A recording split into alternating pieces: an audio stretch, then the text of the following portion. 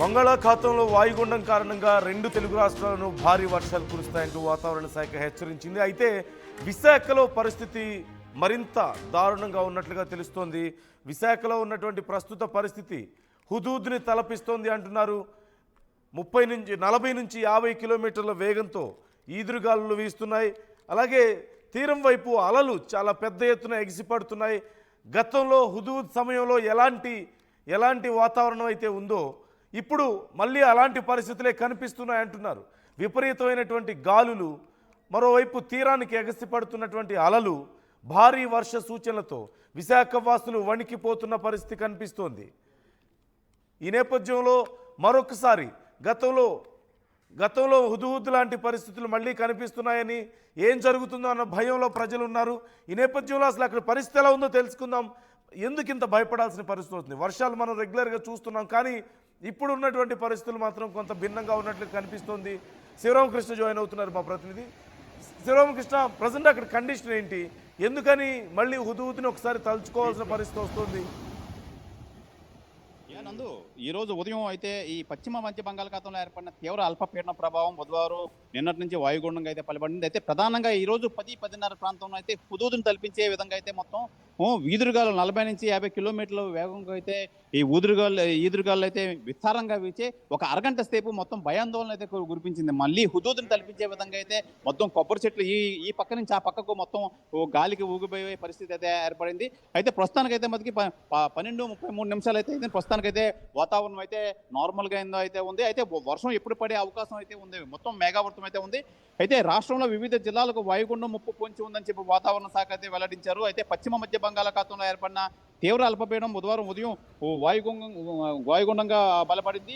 ఈ మొత్తం మేఘావృతమై ఇది ఉత్తర వాయువ్య దిశగా కదులుతూ తీవ్ర వాయుగుండంగా బలపడే అవకాశం అయితే భారత వాతావరణ శాఖ అయితే విభాగం పేర్కొంది. అయితే శుక్రవారం తెల్లవారుజామున దక్షిణ ఒడిశా ఉత్తరాంధ్ర మధ్యలో గోపాల్పూర్ ధారాదీప్ పోర్ట్లలో సమీపంలో తీరం అయితే దాటనుంది అని చెప్పి అంచనా వేస్తున్నారు వాతావరణ శాఖ. అయితే మరోవైపు అరేబియా సముద్రం తీవ్ర అల్పపీడనం కొనసాగుతుంది. ఇది పశ్చిమ దిశగా కదులుతూ వాయుగుండంగా బలపడే అవకాశం అయితే ఉందని చెప్పి చెప్తున్నారు.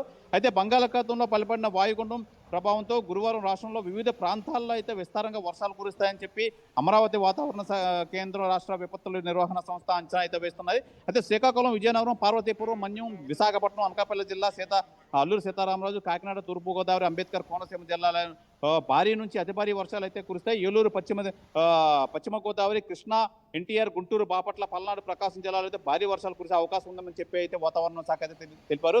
అయితే ప్రస్తుతం నందు ఈ వాతావరణం పరిస్థితి చూస్తే మటుకు నిజంగా ఇది చాలా తీవ్ర రూపం దాల్చే విధంగా అయితే ఉంది. మొత్తం అంతా ఒక అరగంట అయితే మొత్తం భయాందోళన అయితే గురి చేస్తుంది విశాఖవాసులు. మొత్తం ఎదురుగాలతో హుదూద్ ఏ విధంగా అయితే గాలులు అయితే వీచి ఆ విధంగా అయితే వీచింది. అయితే ప్రస్తుతానికైతే మనకి అంత తీవ్రత లేకపోయినా సరే గాలిలో ఒక మోస్తారకు అయితే ఉంది. మొత్తం అంతా మేఘావృతం అయితే ఉంది. ఈ వర్షం అయితే మటుకు మళ్ళీ కురిసే అవకాశం అయితే కనిపిస్తుంది విశాఖపట్నంలో. ఏదేమైనా లోతట్టు ప్రాంతాల్లో అందరూ అప్రమత్తం చేశారు. రెవెన్యూ శాఖ, కలెక్టరేట్లో అయితే మటుకు కంట్రోల్ రూమ్ లాంటివి అన్ని ఏర్పాటు చేయడానికి సంసిద్ధంగా ఉన్నారు.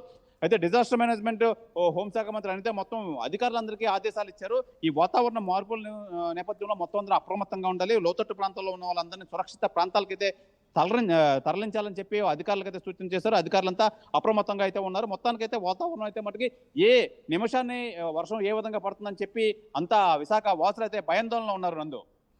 అయితే అంటే వాయుగుండం కారణంగా ఇప్పటికే తీర ప్రాంతంలో ఉన్న వాళ్ళందరూ జాగ్రత్తగా ఉండాలంటూ వాతావరణ శాఖ హెచ్చరికలు జారీ చేస్తుంది. ఈ నేపథ్యంలో అసలు అక్కడ బీచ్ పరిసర ప్రాంతాల్లో తీరం వెంబడి ప్రస్తుతం కండిషన్ ఎలా ఉంది? మత్స్యకారులకు ఎలాంటి అలర్ట్స్ జారీ చేస్తున్నారు? 3వ నంబర్ హెచ్చరిక జారీ చేశారంటూ కూడా తెలుస్తోంది కదా? నందు 3వ నంబర్ ప్రమాద హెచ్చరిక అయితే జారీ చేశారు. అయితే తీవ్రంగా ఈ అలలు అయితే ఉవ్వెత్తున ఎగిసిపడుతున్నాయి. ఈ నేపథ్యంలో అయితే మనకి థ్రెట్ మొత్తం అంతా కనిపిస్తుంది. ఎట్టి పరిస్థితుల్లోనే మత్స్యకారులు అయితే ఈ వాతావరణానికి అనుకూలంగా అసలు లోపలికి వెళ్ళే పరిస్థితి అయితే వేటకు వెళ్ళొద్దని చెప్పి అధికారులు అయితే సూచించారు. అయితే దీని థ్రెట్ మొత్తం అంతా విశాఖ సముద్రం అంతా అల్లకొల్లోలంగా మారి మొత్తం ఏ నిమిషానికి మళ్ళీ వర్షం ఏ విధంగా పడుతుందో, ఏ ఈదురుగాలుల ప్రభావం మళ్ళీ తీవ్ర రూపం దాలుస్తుందని చెప్పి అన్నట్టుగా ఇక్కడైతే వాతావరణం అయితే ఉంది. ఏదైనా అధికారులు అయితే మట్టికి మొత్తం అంతగా సంసిద్ధంగా ఉన్నాం. ఎట్టి పరిస్థితుల్లో ఏ పరిస్థితుల్లో ఏ విపత్తు ఏది వచ్చినా మేము ఎదుర్కోవడానికి సంసిద్ధంగా ఉన్నామని చెప్పి రెవెన్యూ అధికారులు కానీ, డిజాస్టర్ మేనేజ్మెంట్ అధికారులు కానీ మొత్తం అంతా సంసిద్ధంగా ఉన్నారని చెప్పి అయితే తెలియజేస్తున్నారు నందు. Right. Thanks for the details Sivaramakrishna. మొత్తం మీద వైజాగ్లో ప్రస్తుతం పరిస్థితి చాలా భయంకరంగా ఉంది అంటూ చాలామంది ప్రజలు చెప్తున్నారు. విపరీతమైనటువంటి ఈదురుగాలు రావడం, మరోవైపు సముద్రం అలలు కూడా చాలా పెద్ద ఎత్తున తీరాన్ని తాగుతుండడంతో గతంలో హుదూద్ వచ్చినప్పుడు ఎలాంటి పరిస్థితులు ఉన్నాయో మరొకసారి అలాంటి పరిస్థితులను చూసామని, ముఖ్యంగా ఒక గంట పాటు విపరీతమైనటువంటి ఈదురుగాలు వచ్చాయని, మొత్తం అసలు ఎక్కడ ఏ చెట్లు పడిపోతాయో లేదంటే ఎక్కడ వీక్గా ఉన్న బిల్డింగ్స్ పడిపోతాయో అన్న స్థాయిలో అక్కడ పరిస్థితి ఉందని, ఈ నేపథ్యంలో గతాన్ని ఒకసారి తలుచుకోవాల్సిన పరిస్థితి వచ్చిందంటూ అక్కడ ప్రజలు చెప్తున్నారు. అయితే ఇప్పుడు కొంత ఈదురుగాల ప్రభావం తగ్గినప్పటికీ కూడా బంగాళాఖాతంలో వాయుగుండం కారణంగా మరొక సుమారుగా 3 నుంచి 4 రోజుల పాటు భారీ వర్షాలు ఉండబోతున్నాయి. 2 తెలుగు రాష్ట్రాల్లోని వర్షాల ప్రభావం ఎక్కువగా ఉండబోతుందంటూ వాతావరణ శాఖ చెబుతోంది.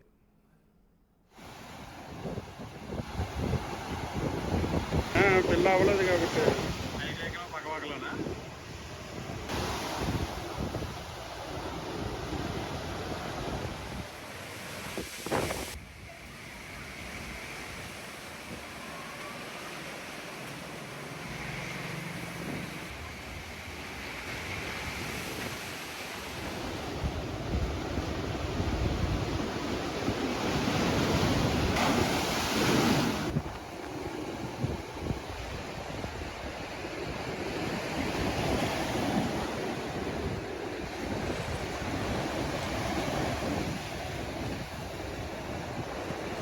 బీచ్లో